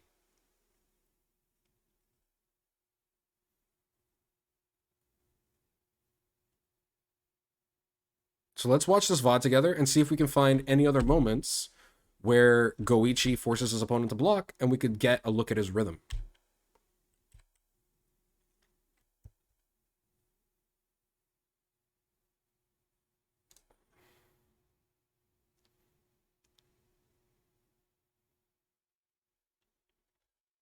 All right, Piccolo putting on the hurt. I like it. But notice how so far he's done two strings. Neither of them had the same rhythm. Ah, what just happened? Hello? Goichi counter hit because he just pressed on a reset too late. Even Goichi gets hit, guys. Even Goichi gets hit by dumb shit. Because he mashed on a reset and he got hit. That's crazy. And now that 21 should die. Yeah, this 21 should absolutely fucking die. Yeah, she dies. She's dead. She's dead. She's dead. There's no reason she should live. Yep, bye. Yeah, she's dead. She's gone. She's died. She died. She exploded. She's fine. Okay, now we're gonna do Go Tanks. Okay. Goichi blocking. Goichi getting hit. Or Goichi not blocking, I should say.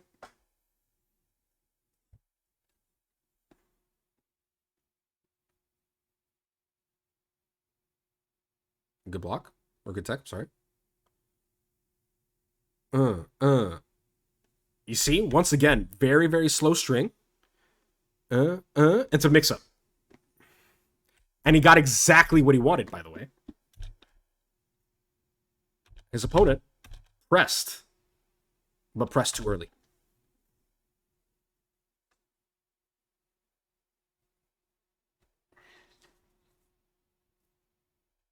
That, to me, that 2L looked like a tech. But that's just me. Once again.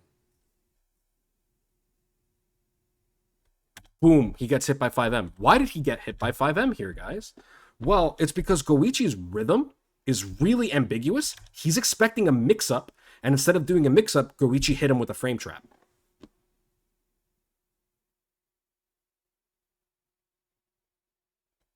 And then we hit him with the stagger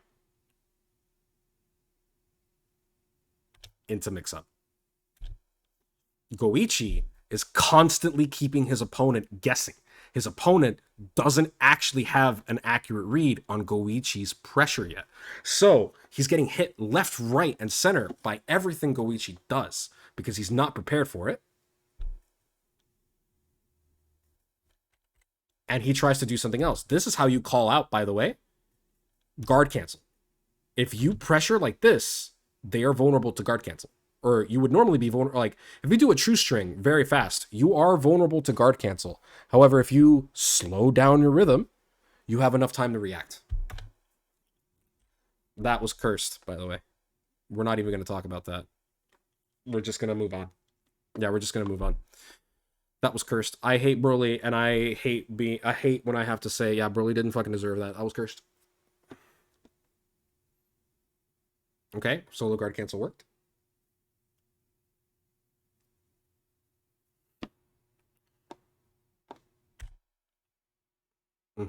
So Goichi felt out his rhythm, saw the whiff, jumped, escaped the situation.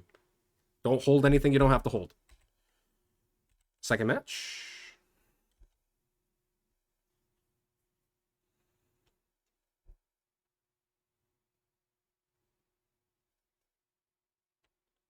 Right here, you see a great example, by the way.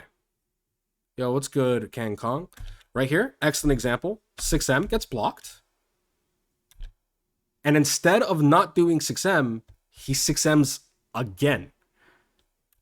Because he has no frame 1 reversal anymore. Because he has no frame 1 reversal anymore, he has to engage in the Clash War, which he is not very good at because as godlike as his jab is, it is only 7 frames. But instead, he's going to get hit and backdash. Very smart.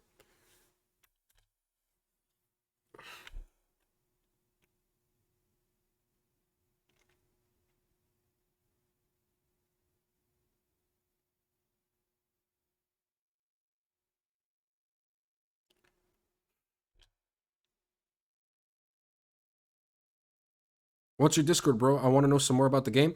The Discord is actually sub only. You have to subscribe to get access to the Discord.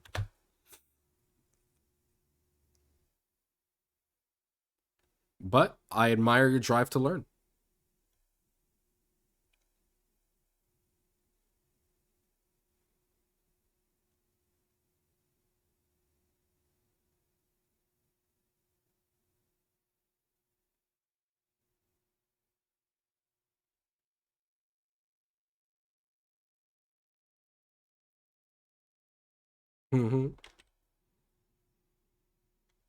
Great air to air.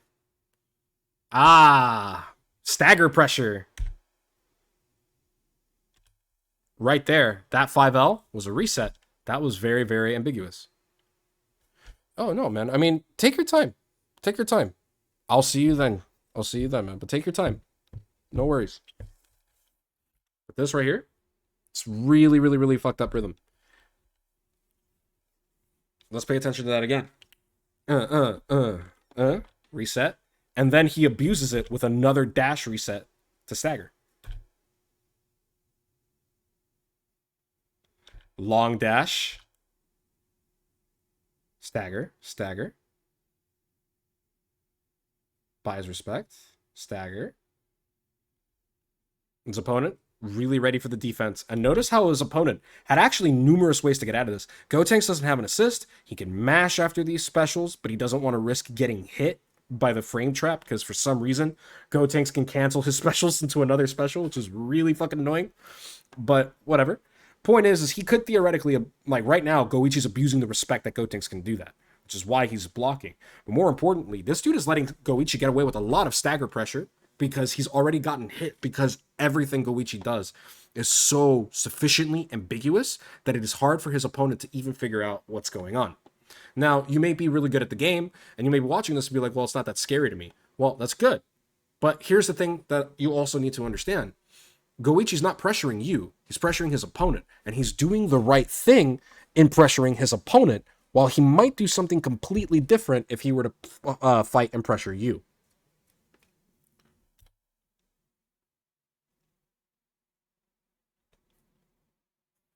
That was a great jump. That was a great jump. That right there, by the way, guys, is what I call excellent defense. When I say your defense is really, really, really good, that is not what I mean.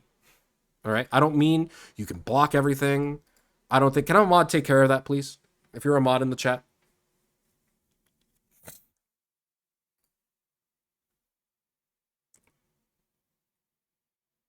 I'm going to go ahead and ban.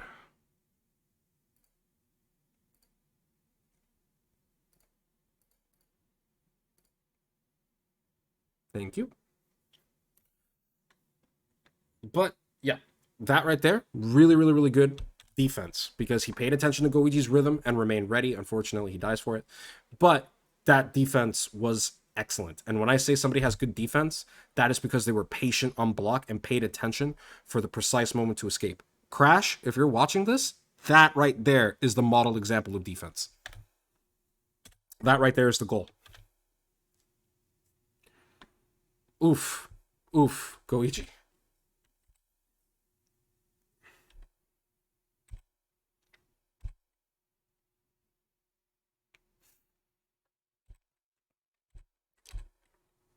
$50-50. Wow, Goichi's just winning a lot of hits in neutral. Man, this dude does not want to block anymore. Okay. Gets hit by the assist. Gets tracked down. And right there, tries to jump. Gets hit by the frame trap.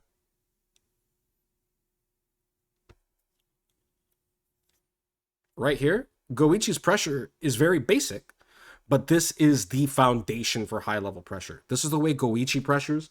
Goichi is basically everything that we talked about refined to perfection. However, it is not the only way to pressure.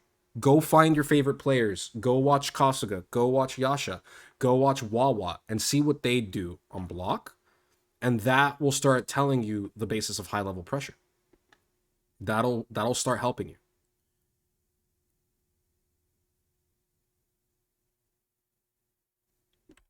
Pain.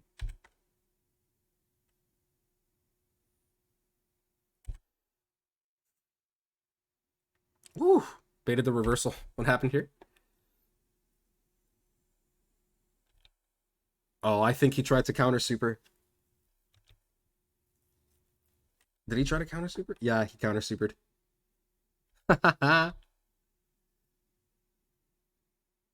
Goichi's smart. But there you go, guys. That is an example of how rhythm works at high level. That is Goichi practicing his rhythm. If you actually see him play, you will see that rhythm across all his seasons. You'll see that in season 2. You'll see that against Fenrich. He pressures like that. That is just the way he pressures. Now, go do the homework, guys. Go find the way you pressure and show me your answers tomorrow in tomorrow's ring match evaluation, which if I can't find a trainee by tomorrow, the training will be done by me. Thank you so much for helping us out, guys. If you're interested in keeping up with WTG, please follow us on Twitter, where you can get the latest updates for streams and whatnot. More importantly, I will be setting up a stream schedule this week as well. I have a pretty interesting week, so we have a lot of stuff coming, including ring match evaluations. I'm going to do a boot camp with my students, and maybe we'll have some fun stuff with Strive here and there. And I have a very special surprise for you guys on Saturday once we work it out. So be sure to follow us on Twitter to keep an eye. And if you guys want to have access to any of our VODs on demand, go ahead and check out our YouTube channel. Our VODs do get uploaded there, and we're going to start trying to introduce some more skimmed down summaries of the masterclasses, so that way if you're on YouTube, you don't have to sit through 4 hours. But anyway, guys, that's going to be it for me. Thank you so much, Haruriku, for the follow. I really appreciate it. I will see you guys tomorrow, and I hope to see some good pressure from you guys. I'm very excited for tomorrow's ring match eval. Peace, y'all.